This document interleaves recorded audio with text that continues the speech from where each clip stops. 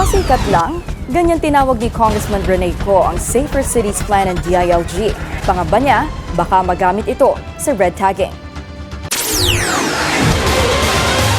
May dokumentado umanong kasaysayan ng pang-aabuso at pagbalya ang ipinapatupad na Safer Cities Initiative ng Interior Department ayon sa Kabataan Party List. Ang pag-iinom at pagtitipon sa kalye, maging ang pagiging shirtless dahil sa init ay normalized adaptations daw na nag-ugat sa economic hardship ng masang Pilipino, kabilang na ang kawalan ng pribado at komportableng espasyo. Ayon kay Kabataan Party List Representative Rene Co, pakitang tao lang umano ang depensang dati ng batas ang Safer Cities Initiative na siya ring rason ng palasyo para suportahan ang DILG. Ito naman matagal na mga ordinansa. Pinapatupad lamang po ng DILG. Hindi po naman ibig sabihin ng pagdidisiplina sa mga kabataan para mas maging safe sila at protected ay anti-poor na. Hindi po lahat ng pagdidisiplina ay sasabihing anti-poor. Ito po ay para sa proteksyon ng bawat Pilipino.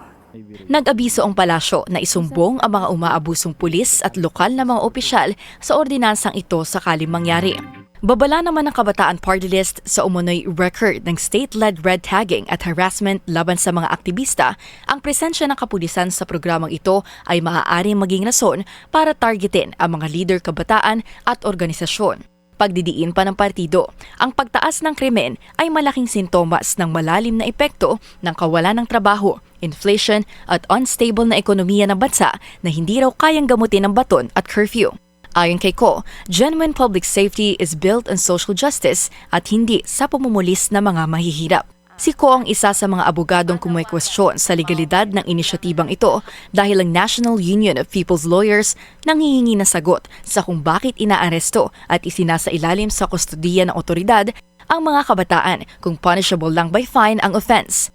Ayon sa NUPL, hindi batas ang mga salita ni Interior Secretary John Vic Remulla, kaya dapat sagutin ng DILG ang mga kritisismo laban sa bagong polisiyang ito.